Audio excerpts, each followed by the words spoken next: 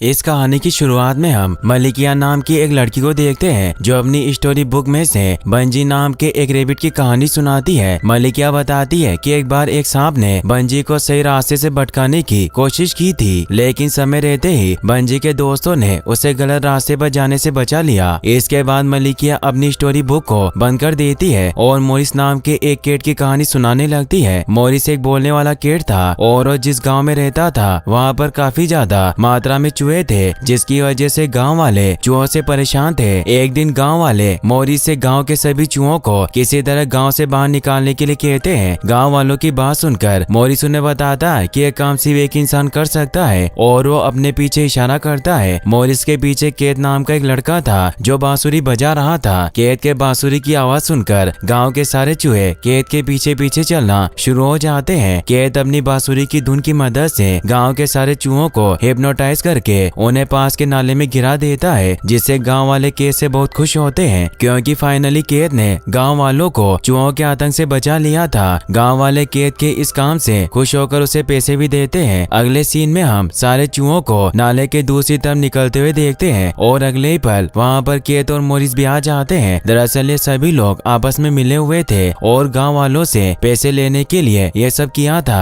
अब एक चूहा केत से मिस्टर बंजी की स्टोरी बुक ले लेता है और सभी को मिस्टर बंजी की उस स्टोरी के बारे में बताता है जिसमें बंजी ने अपने दोस्तों के साथ मिलकर एक ऐसे आइलैंड की खोज की थी जिस पर सारे जानवर खुशी से रहते थे। वो चूहा अपने सभी साथियों को एक साथ मिलकर उसी आइलैंड की खोज करने के लिए कहता है जिसकी खोज मिस्टर बंजी ने की थी, ताकि वो लोग भी खुशी से अपनी जिंदगी जी सके। चूहों की बात सुनकर मोरिस उन्हें बताता है कि मुझे उस आइलैंड के बारे में पता है, लेकिन वहाँ तक पहुँचने के लिए हमें एक नाव की जरूरत पड़ेगी, लेकिन हमारे पास ना तो नाव है और ना ही उसे खरीदने के लिए पैसे, इसीलिए हम सबको सबसे पहले मेहनत करके पैसे कमाने पड़ेंगे। सारे चूहे मोरिस की बात से एग्री करते हैं। अगले सीन में हम मलिकिया को देखते हैं जो एक कहानी सुना रही है और वो बताती है कि इन चूहों को नहीं पता है कि वो कितनी बड़ी मुसीबत में पड़ने वाले हैं, क्योंकि मोरिस उन सभी से झूठ बोल रहा है और उसे आइलैंड के बारे में कुछ भी पता नहीं है। अगले सीन में हम सिटी के मेयर को देखते हैं जो चूहे पकड़ने वाले दो लोगों को चूहे पकड़ने के बदले पैसे दे रहे थे, लेकिन वो इस बात से काफी ज्यादा परेशान थे कि जब टाउन में एक भी चूहा नहीं है तो टाउन का खाना कैसे चोरी हो रहा है। अब यहाँ पर चूहे पकड़ने वाले गैंग का लीडर मान भी आ जाता है जो दिखने में एक आम इंसान से काफी ज्यादा अलग था। मान मेयर से पैसे लेते हुए कहता है कि ये देखना मेरा काम नहीं है। मेयर मान को देखकर डर जाते हैं क्योंकि वो काफी ज्यादा अलग और डरावना लग रहा था।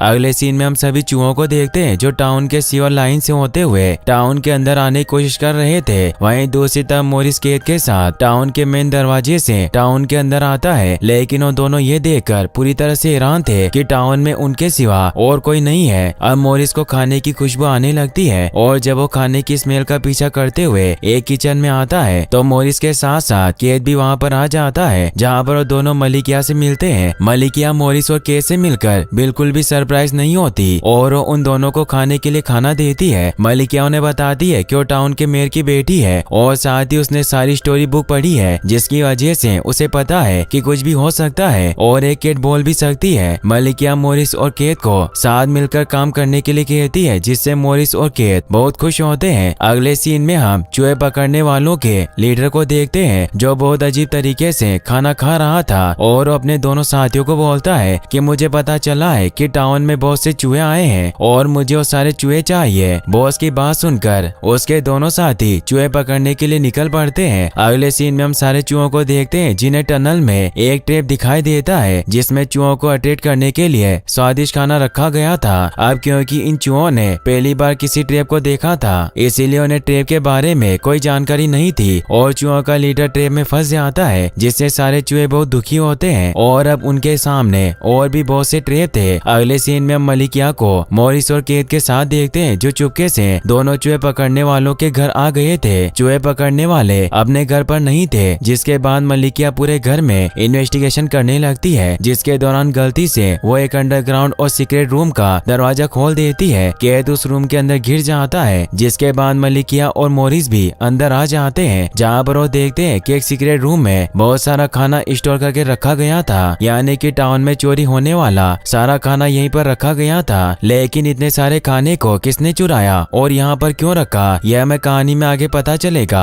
अब इन्हें चूहों के चिल्लाने की आवाज सुनाई देने लगती है और जब मलिकिया मोरिस और केत के साथ उस जगह पर आती है तो देखती है कि चूहे अपने लीडर के ट्रैप में फंसने की वजह से काफी ज्यादा परेशान थे और वो मदद के लिए ट्रैप में फंसे अपने लीडर को लेकर मलिकिया के पास आते हैं। मलिकिया किसी तरह बहुत मुश्किल से चूहों के लीडर को ट्रैप से आजाद कर देती है, जिससे सारे चूहे बहुत खुश होते हैं। अब यहाँ पर दोनों चूहे पकड़ने वाले भी आ जाते हैं जो मलिकिया के साथ ही केत और सभी चूहों को भी पकड़ लेते हैं, लेकिन मोरिस किसी तरह वहाँ से बचकर निकलने में कामयाब हो जाता है। चूहे पकड़ने वाले सारे चूहों को पिंजरे में कैद कर देते हैं और मलिकिया केत को बांध कर रखते हैं। इसके बाद हम मोरिस को देखते हैं जो मौका पाकर अपने दोस्तों को बचाने के लिए आ जाता है। मोरिस किसी तरह सबसे पहले अपने चूहे दोस्तों को छुड़ाता है, जिसके बाद चूहे मलिकिया और केत को भी आजाद करा लेते हैं। अब एक चूहा जब मलिकिया के उस कहानी का जिक्र करता है जिसमें मिस्टर बंजी ने एक ऐसा आइलैंड ढूंढा था जिस पर सारे जानवर मिलजुल कर रहा करते थे, तो मलिकिया उस चूहे को बता देती है कि इस कहानी में कोई सच्चाई नहीं है क्योंकि ये तो सिर्फ एक कहानी है। मलिकिया की बात सुनकर वो चूहा बहुत दुखी होता है क्योंकि उसे लग रहा था कि ये कहानी बिल्कुल सच है। इसके बाद वो चूहा गुस्सा होकर वहाँ से चला जाता है और उसका साथी उसके पीछे जाता है। मोरिस और केत बाकी के चूहों को समझाते हैं कि उन्होंने ऐसा उन सभी का दिल रखने के लिए किया था। वहीं दूसरी तरफ अब चूहे जब मलिकिया को बताते हैं कि उनका एक साथी गायब है, तो मलिकिया केत और मोरिस के साथ उन दोनों चूहे पकड़ने वालों के पास जाती है और उनको बताती है कि मैंने तुम दोनों के खाने में जहर मिला दिया था, इसीलिए अगर तुम दोनों मरना नहीं चाहते हो तो उस चूहे के बारे में बता दो। हालांकि मलिकिया ने उन दोनों के खाने में कोई जहर नहीं मिलाया था, वो तो सिर्फ उन दोनों को जहर की बोतल दिखाकर डरा रही थी। मरने के डर से चूहे पकड़ने वाले इन्हें गायब हुए चूहे की लोकेशन बता देते हैं और साथ ही वो दोनों इन्हें ये भी बताते हैं कि उनका बॉस कुछ बड़ा प्लान कर रहा है जिसके बारे में इन्हें जंगल में पहुंचने के बाद पता चल जाएगा। चूहे पकड़ने वालों की बात सुनकर मलिकिया और केत जंगल की तरफ निकल पड़ते हैं ताकि चूहे पकड़ने वालों के बॉस का प्लान जान सके और मिसिंग चूहे की जान बचा सके। वहीं दूसरी तरफ टनल के अंदर गुस्से में भाग रहे चूहे को बहुत ही अजीब फील होने लगता है और अगले पल उसके पीछे कुछ चूहों के हाथ उसकी तरफ बढ़ते हैं और उस चूहे को अपनी तरफ खींच लेते हैं। उस चूहे का साथी ये सब देखकर पूरी तरह से डर जाता है। अब मोरिस मौका देकर चूहे पकड़ने वालों के सारे पैसे लेकर वहाँ से निकल जाता है। वहीं सारे चूहों ने मिलकर अपने मिसिंग साथी को बचा लिया था, लेकिन उन्हें नहीं पता था कि उनकी फीमेल साथी को किसी मिस्टीरियस हाथों ने किडनैप कर लिया है। अगले सीन में मलिकिया और केत को देखते हैं जिन्हें जंगल में एक मिस्टीरियस घर दिखाई देता है जिसमें एक लड़का रहता था और वो सच में अपने मैजिकल फ्लूइड की मदद से जानवरों को कंट्रोल कर रहा था। इसके बाद हम उस चूहे को देखते हैं जिसके साथी को कुछ मिस्टीरियस चूहों के हाथों ने किडनैप कर लिया था। वो चूहा अपने साथी को खोजता हुआ टाउन के मेयर के ऑफिस में आ जाता है, जहाँ पर वो देखता है कि चूहे पकड़ने वालों का लीडर टाउन के मेयर की कुर्सी पर बैठा हुआ था। बॉस मान उस चूहे को भी अपने साथ मिलकर काम करने के लिए कहता है, लेकिन वो चूहा लगातार अपने साथी के बारे में पूछे जा रहा था, जिसकी वजह से फाइनली बॉस मैन उस चूहे को उसकी साथी को दिखा देता है जो बिल्कुल ठीक थी। लेकिन बॉस मैन उस चूहे को छोड़ता नहीं है बल्कि एक रिचुअल करने लगता है जिसकी वजह से उसके अंदर बहुत सारे चूहे जाने लगते हैं और उसका साइज बढ़ने लगता है। अब इससे पहले कि बॉस मान उस चूहे को भी कोई नुकसान पहुंचाता, वहाँ पर मोरिस भी आ जाता है जो उन दोनों चूहों को किसी तरह बहुत मुश्किल से बचा लेता है और उन दोनों को लेकर खिड़की से बाहर कूद जाता है, जहाँ पर उन्हें बाकी के चूहे भी मिल जाते हैं। वहीं दूसरी तरफ मलिकिया और केत को देखते हैं जो छुपकर उस लड़के की फ्लूइड चुराने की कोशिश कर रहे थे, लेकिन इस दौरान वो लड़का नींद से जाग जाता है और केत को देखकर उस पर हमला करके उसे बेहोश कर देता है। कुछ समय बाद जब केत होश में आता है तो देखता है कि मलिकिया अकेले ही उस लड़के से लड़ने की कोशिश कर रही थी। अब वो लड़का अपनी मैजिकल फ्रूट की मदद से केत और मलिकिया को हिप्नोटाइज करके उन्हें मारने की कोशिश करने लगता है, लेकिन इससे पहले कि वो इन दोनों को कोई नुकसान पहुंचाता, उस लड़के के पेट के अंदर एक टॉय चला जाता है जिसकी वजह से उसका ध्यान भटकने लगता है और इस मौके का फायदा उठाकर मलिकिया और केत उस मैजिकल फ्लूइड को लेकर वहाँ से निकल जाते हैं। अगले सीन में हम सारे चूहों और मोरिस को देखते हैं जो अब किसी तरह टाउन से भागना चाहते हैं, लेकिन चूहे पकड़ने वालों का बॉस दरवाजे पर ही खड़ा था। इसके बाद बॉस मान एक अजीब तरह का रिचुअल करने के दौरान मंत्र पढ़ने लगता है जिसकी वजह से सारे चूहे एक एक करके बॉस मैन के ड्रेस के अंदर जाने लगते हैं, जिससे उसकी साइज और पावर दोनों बढ़ने लगती है। अब सिर्फ मोरिस ही चूहों को बचा सकता था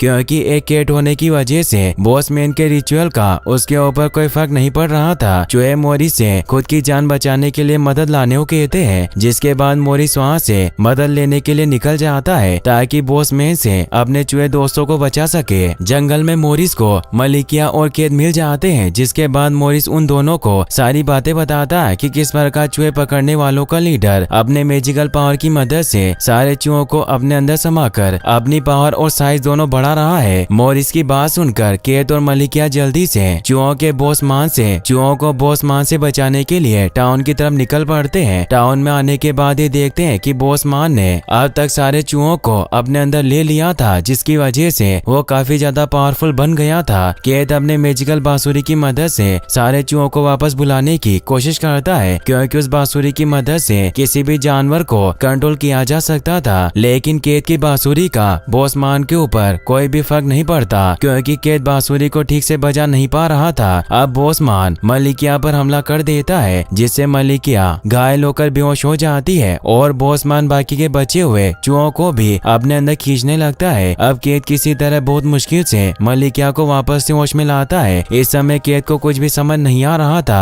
कि आखिर बॉसमान को कैसे हराया जा सकता है। लेकिन जब मलिकिया केत को विश्वास दिलाती है कि वो अपने मैजिक फ्लूइड की मदद से बॉसमान को हरा सकती है, तो केत के अंदर एक बार फिर से जोश आ जाता है और वो पूरे कंसंट्रेशन के साथ बांसुरी बजाता है। इस बार सच में केत की मैजिकल बांसुरी अपना काम करती है और एक एक करके बॉसमैन के अंदर से सारे चूहे बाहर निकलने लगते हैं और लास्ट में सिर्फ कुछ चूहे ही बचते हैं, जिसकी पूंछ आपस में किसी पावरफुल एनर्जी सोर्स के कांटेक्ट में आने की वजह से जुड़ गई थी और अब वो सब एक थे। यहाँ पर हमें ये भी पता चलता है कि बॉसमैन कोई इंसान नहीं बल्कि बहुत से चूहों से मिलकर बना हुआ एक इंसानी रूप था, जिसे पूंछ की वजह से आपस में जुड़े हुए चूहे कंट्रोल करते थे। चूहों को आपस में जोड़ने वाली एनर्जी सोर्स मैजिकल पावर की मदद से अपने आसपास के सभी लोगों को फ्रीज कर देती है, लेकिन एक चूहे पर उस एनर्जी सोर्स की पावर का कोई असर नहीं होता और वो एनर्जी सोर्स को डिस्ट्रॉय करके सब कुछ पहले की तरह ठीक करने की कोशिश करने लगता है। लेकिन एनर्जी सोर्स उस चूहे को मार देती है। मोरिस को यह देखकर बहुत गुस्सा आता है, क्योंकि वो चूहा मोरिस का दोस्त था और वो पूरे गुस्से में किसी तरह खुद को आजाद करके उस एनर्जी सोर्स को डिस्ट्रॉय कर देता है, जिससे चूहे आपस में जुड़े हुए थे। मोरिस ऐसा करके अपने सभी चूहे दोस्तों की जान को बचा लेता है, लेकिन इस दौरान वो खुद भी मारा जाता है। मौत के देवता जब मोरिस को बताते हैं कि केट होने की वजह से